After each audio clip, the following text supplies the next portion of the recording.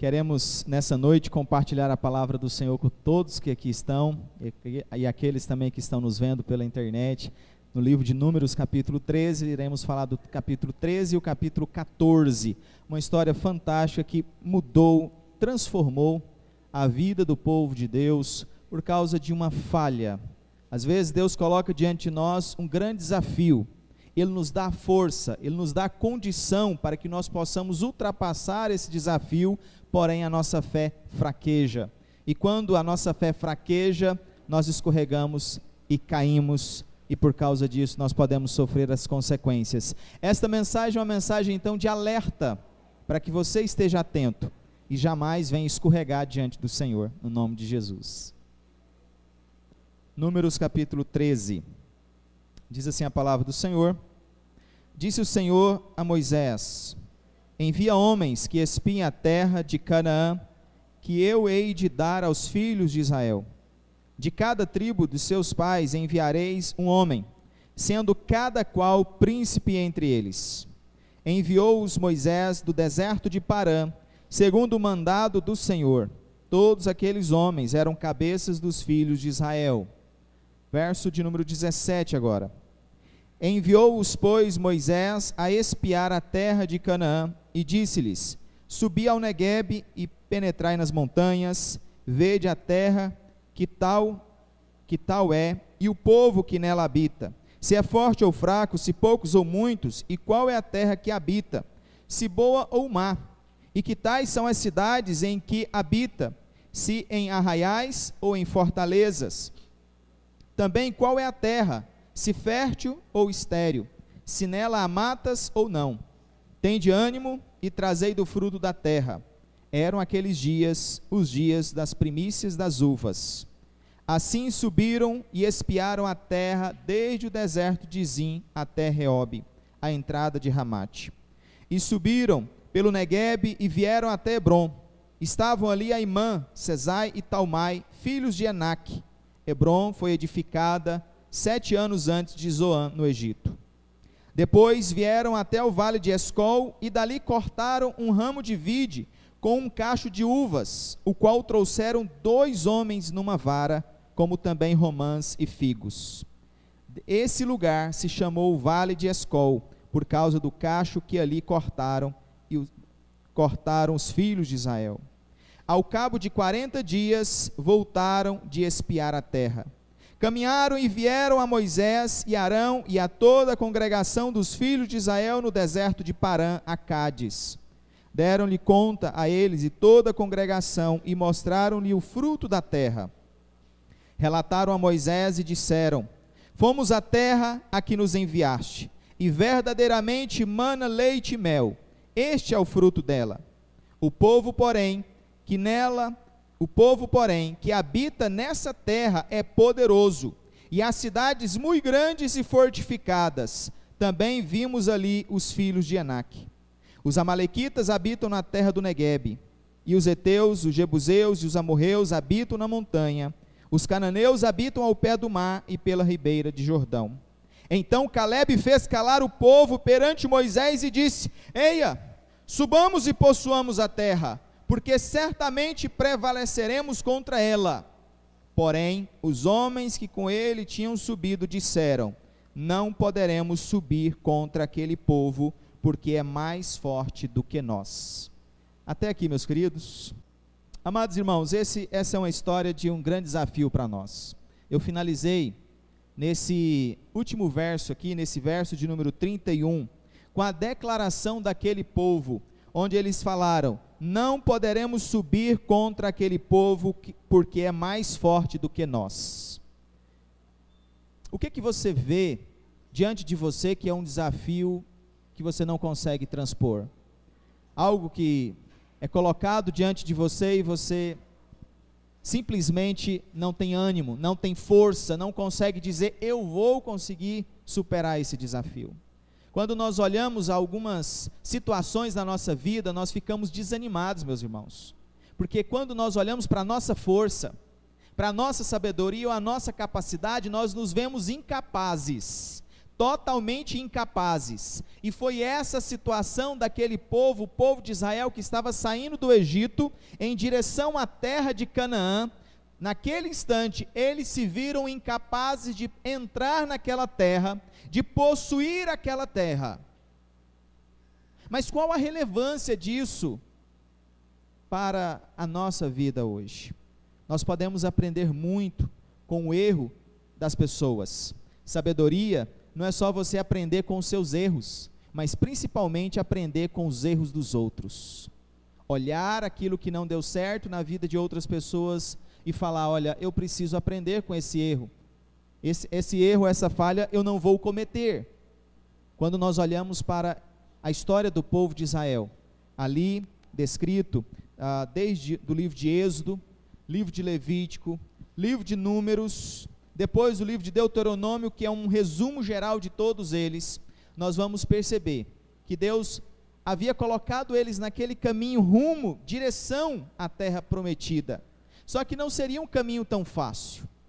Alguns historiadores dizem que com poucos meses eles saíam do Mar Vermelho e já estavam diante da terra prometida. Não é tão longo assim o caminho. Por que eles ficaram então 40 anos no deserto? Essa informação a maioria de nós temos, que o povo de Israel ficou 40 anos no deserto. Você sabe por quê? Justamente por causa desse fato aqui. Alguns meses depois que eles haviam saído da terra do Egito, eles estavam diante de Canaã. Moisés então, na sua liderança, ele diz, olha, vamos pegar um líder de cada tribo. 12 tribos, 12 homens, foram escolhidos, príncipes, para que fossem por toda a terra e conhecessem a terra. E descobrissem como é a geografia, como é o povo, seus costumes, se eles moram em aldeia ou se eles têm cidades fortificadas. E voltasse trazendo o relatório. Aparentemente, amados irmãos, eles tinham consigo que iam encontrar todo mundo em aldeias. Um povo muito rude, um povo sem conhecimento, um povo atrasado na tecnologia, um povo muito fraquinho. Porque quando eles receberam o relatório dos espias, dos observadores da terra, o coração do povo ficou como de uma galinha, com medo, querendo se esconder, querendo fugir. Mas a reação mais terrível veio das palavras do povo, dos líderes, que rejeitaram ao Senhor. Aquilo que já havia acontecido com eles no passado, há poucos meses, era como se eles tivessem simplesmente esquecido de tudo. No versículo 2 do capítulo 14, nessa divisão, nessa sedição, ou seja, quando o povo se volta contra Moisés e se volta contra o Senhor, depois de gritar, eles haviam durante toda a noite gritado e chorado, parece que baixou um espírito de covardia no meio daquele povo, de uma forma tão grande, que eles disseram no verso 2, todos os filhos de Israel murmuraram contra Moisés e contra Arão, e toda a congregação lhes disse, tomara tivéssemos morrido na terra do Egito, ou mesmo nesse deserto, e por que nos traz o Senhor a esta terra, para cairmos à espada, e para que nossas mulheres e nossas crianças sejam por presa? Não nos seria melhor voltarmos para o Egito? A rebeldia, a palavra sedição aqui é essa ideia de rebeldia, contra o que havia acontecido. Eles começam agora, poucos meses depois, pensar em voltar para o Egito, porque vemos aqui que eles haviam saído do Egito, mas o Egito não havia saído deles. O coração deles ainda estava repleto da vontade de morar no Egito, de ter não sei que conforto que eles almejavam ali no Egito, mas naquele momento eles elegeram culpados, a necessidade de ter sempre um culpado. Arão, Moisés e o Senhor foram os culpados por tudo aquilo que havia acontecido. Eles foram os culpados, o Senhor culpado, Moisés culpado, Arão culpado na mente do povo. e no verso 4, e diziam uns aos outros: levantemos um capitão e voltemos para o Egito. Saímos do Egito, mas queremos voltar. Olha as consequências do desespero, da falta de fé daquele povo. Eles queriam simplesmente voltar para o Egito, não queriam mais permanecer ali aonde estavam. O Senhor nos trouxe para morrer neste deserto, ou na mão dessas pessoas.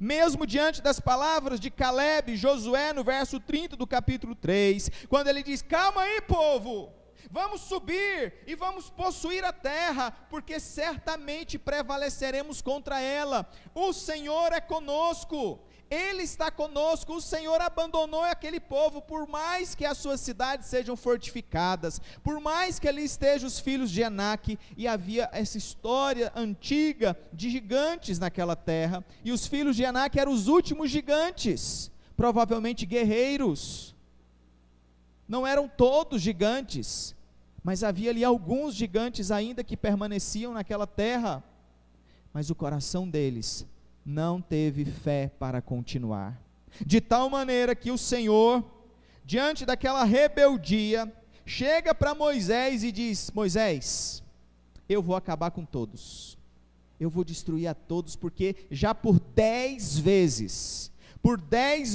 eles estão me tentando, e eu não quero mais continuar com esse povo.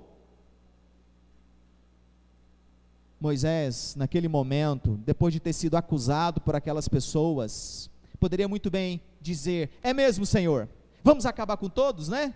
Olha o que eles falaram de mim, olha o que eles falaram de Arão, olha o que eles falaram do Senhor, vamos acabar com todos. Mas Moisés foi sábio naquele momento para dizer: Senhor, não, misericórdia, Senhor, perdoa-nos. O que vão dizer os outros, o que o povo dessa terra vai falar, que o Senhor não conseguiu fazer com que eles entrassem na terra, que o Senhor os abandonou do deserto. Tenha misericórdia, Senhor. E naquele momento, mais uma vez, Deus usou da sua misericórdia para não destruir, mas aqueles 10 que haviam feito com que o povo se rebelasse, o Senhor diz: eles vão morrer, eles vão morrer, porque eles incitaram o povo à rebeldia contra mim. E mais, todos aqueles homens de 20 anos acima, que duvidaram de mim, que murmuraram contra mim, eles não entrarão na terra prometida, eles não vão entrar. Por isso, amanhã mesmo, vocês retornem para o deserto, saiam de perto dessa fronteira, e retornem para o deserto, vocês vão viver lá no deserto, durante 40 anos, um ano para cada dia que vocês passaram na terra, olhando aquela terra. E quando Moisés trouxe a vontade do Senhor, a resposta do Senhor, o povo também não quis obedecer. O povo disse: não, se o Senhor falou isso, não, nós vamos entrar nessa terra. Moisés falou: não vai, porque o Senhor não será com vocês. Pois eles mais uma vez desobedeceram, e montaram um pequeno exército, entraram, enfrentaram os primeiros habitantes, e perderam a batalha. Muitos mortos naquela batalha, eles perderam. Voltaram todos que sobreviveram, tristes, abatidos, porque realmente perceberam que o Senhor os havia rejeitado naquele momento para não entrar na terra prometida. Amados irmãos, nós precisamos aprender com exemplos negativos, e esse é um exemplo negativo. O que nós podemos aprender dessa história, meus queridos? Nós precisamos aprender que na nossa caminhada cristã, na caminhada que você quer ter com Deus, na caminhada que você continua tendo com o Senhor, você não pode desistir diante dos obstáculos, você não pode simplesmente entregar os pontos, você não pode se afundar no chão, ou abaixar a sua cabeça e dizer: perdemos. Não, você precisa buscar forças em Deus, porque se Ele te chamou, Ele te capacitará. Se Ele te chamou, Ele te capacitará para que você possa seguir e fazer a vontade do Senhor. Ele, o Deus Todo-Poderoso, por maiores que sejam os desafios, como eles chegaram diante daquela nação, diante daquele povo, diante daquela terra, com descendentes gigantes, muralhas as maiores, e naquele momento, eles ficaram amedrontados. As palavras de Josué e Calebe reforçam que Deus estaria com eles, se eles realmente acreditassem. Se eles realmente acreditassem. Por isso, nós precisamos entender que na nossa caminhada, a gente precisa aprender com os erros dos outros. Nós precisamos aprender com os erros dos outros para não cometer os mesmos erros. Se o Senhor está te chamando para uma obra nesta igreja, ou aonde o Senhor te colocar, você que está nos vendo pela internet, faça isso. Adore ao Senhor, sirva ao Senhor, busque ao Senhor, creia verdadeiramente nele, que Ele é capaz de sustentar você na sua caminhada. Lembre-se, duvidar pode ser sinal de rebeldia. Duvidar do poder de Deus pode ser interpretado como sinal de rebeldia contra Deus. No capítulo 14, versículo 9, ele declara o seguinte: tão somente não sejais rebeldes contra o Senhor, e não temais o povo dessa terra, porquanto como pão os podemos devorar. Retirou-se deles o seu amparo, o Senhor é conosco, não temais, meus irmãos. É Josué falando, é Calebe falando, dizendo: olha, não temam, não sede rebeldes contra o Senhor, porque a atitude de vocês está sendo atitude de rebeldia diante de tudo aquilo que Deus já fez, abrindo o mar vermelho, transformando águas amargas em águas doces, mandando todos os dias o maná que caía para que eles pudessem fazer o alimento, mandando codornizes, carne à vontade todos os dias para eles, colocando uma grande coluna de fogo, alumiando o acampamento durante a noite, e uma grande coluna de nuvem durante o dia, para que o sol não fosse tão pesado sobre eles. Diante de todos esses fatos, diante de todos esses milagres, naquele momento eles disseram: o Senhor nos abandonou. Talvez, mesmo ainda debaixo daquela grande coluna de nuvem, tampando o sol para que o calor não fosse tão forte, eles não estavam vendo o Senhor. Eles não estavam percebendo ao Senhor. E a rebeldia aqui é um sinal da dúvida, porque eles duvidaram do poder de Deus. Não duvide do que Deus pode fazer na tua vida. Quando homens e mulheres nas mãos do Senhor confiam nesse Deus, Deus pode fazer grandes coisas nas nossas vidas, meus queridos. Para aqueles que estão começando a sua caminhada, para aqueles que estão continuando essa caminhada cristã conosco na nossa igreja, que Deus te capacite e te fortaleça para que jamais você venha a duvidar do que Deus pode fazer na tua vida, do que Deus quer fazer com você. Por isso, seja sábio, aprenda com os erros dos outros, aprenda com as suas próprias falhas, peça perdão a Deus por todas as vezes que você errou, e melhore a sua caminhada, e caminhe de uma maneira mais firme, com fé diante do Senhor. É isso que Deus tem para você, é isso que Deus quer de você. E toda essa história que aconteceu no passado é uma grande lição para nós, para jamais duvidarmos do que Deus pode fazer na nossa vida. Se Ele nos chamou, Ele vai nos capacitar.